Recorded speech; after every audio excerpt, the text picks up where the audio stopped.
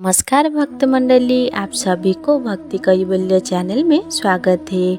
आज हम जानेंगे संत रविदास जी के कथा के बारे में।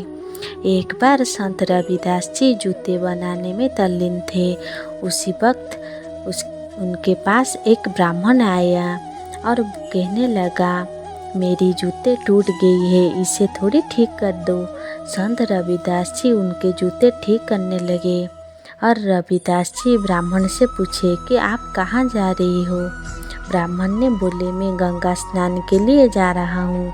रविदास जी बोले, ये कौड़ी माँ गंगा जी को रविदास की भेंट कहकर अर्पित कर देना।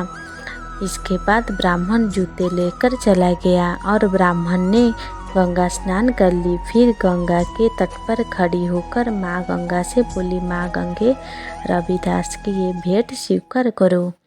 उसी वक्त गंगा जी से एक हाथ प्रकट हुआ और रविदास की भेंट को स्वीकार किया। फिर एक बार हाथ प्रकट हुआ और आवाज आई, ये भेंट मेरी तरफ से रविदास को दे देना। ब्राह्मण देखा, एक सुंदर रत्न जड़ित कंगन था। ब्राह्मण कंगन लेकर आया और सोचा, रविदास को क्या मालूम है माँ ने उसे क्या भेंट दिया है। अगर ये रत्न जड़ित कंगन मैं रानी को दूं तो राजा मुझे ढेर सारी धन देंगे।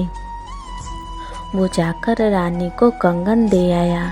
रानी को कंगन पसंद आया और रानी ये से और एक कंगन दूसरे हाथ के लिए लाने के लिए राजा को बोले।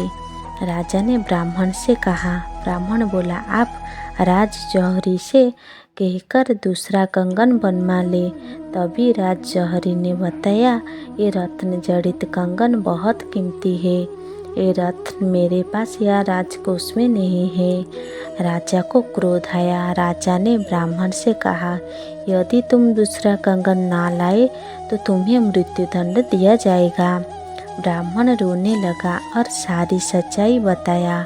बोला, केवल रविदास जी ही दूसरे कंगन माँ गंगा से लेकर आएगा।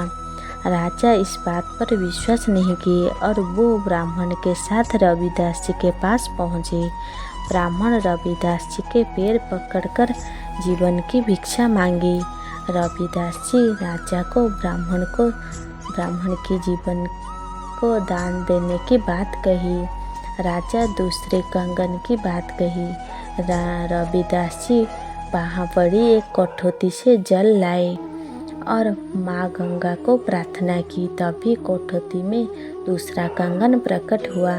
राजा देखकर आश्चर्य हुए। तभी रविदास जी बोले, मन चंगा तो कठौती में गंगा।